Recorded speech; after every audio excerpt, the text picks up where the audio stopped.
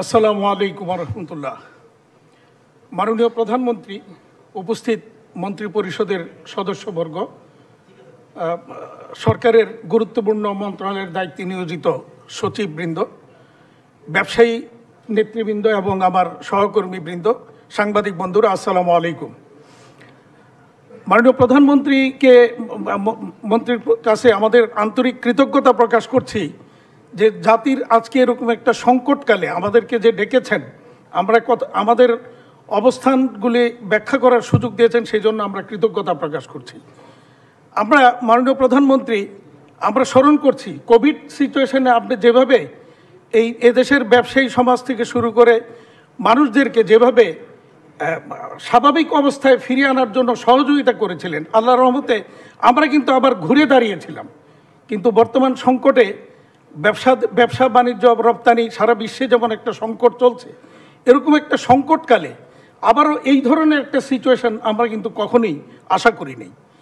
আজকে এই যে তাণ্ডব আমরা গত কয়েকদিন দেখেছি, আমরা আশা করব সরকারের গোয়েন্দা সংস্থা এবং সরকারের গুরুত্বপূর্ণ যারা আছেন দায়িত্বে, তারা এই বিষয়গুলি নিশ্চয়ই উদ্ঘাটন করবেন এবং তাদের বিরুদ্ধে প্রয়োজনীয় ব্যবস্থা নেবেন। এর মধ্যে আমরা সরকারের পাশে সবসময় ছিলাম, এখনও আছি ইনশাল্লাহ। আপনার পাশে আমরা থাকবো। ব্যবসায়ী সমাজ সবসময় আপনার পাশে দাঁড়িয়েছিল, আবারও আমরা আপনার পাশেই থাকবো। আমরা এ ব্যাপারে যে কোনো পদক্ষেপ নেবেন আমরা দেখব। তো দুইটা আমার অনুরোধ মাননীয় প্রধানমন্ত্রী আপনার কাছে ব্যবসায়ী সমাজের পক্ষ থেকে। প্রথমত হলো, আমাদের যে ফ্যাক্টরিগুলি যদি আমরা চালু রাখতে পারি, তাহলে আমাদের যে শ্রমিকগুলি একটা সুশৃঙ্খল পরিবেশে আমাদের ফ্যাক্টরির ভিতরে থাকবে।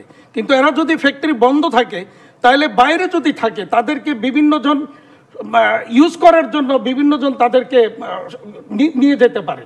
সুতরাং আমরা মনে করি ফ্যাক্টরির ভিতরে থাকাটা নিরাপদ, এটা একটু দেখবেন।